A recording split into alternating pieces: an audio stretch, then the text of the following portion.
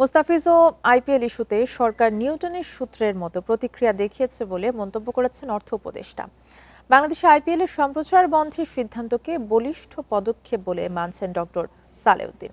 ভারত সরকারের শুভ বুদ্ধির চর্চা প্রত্যাশা করেন জ্বালানি উপদেষ্টা।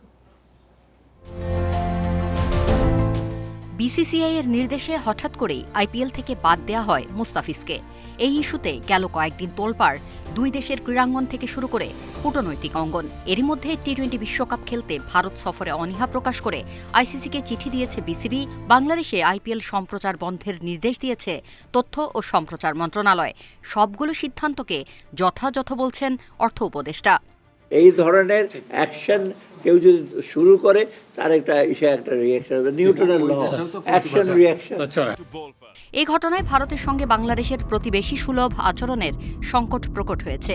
এটাকে দুর্ভাগ্যজনক বলছেন অর্থ উপদেষ্টা। দুদেশের জন্যই বিষয়টি নেতিবাচক বলছেন তিনি। তবে উপদেষ্টা চান না দুদেশের রাজনৈতিক ও অর্থনৈতিক সম্পর্ক খারাপ হোক।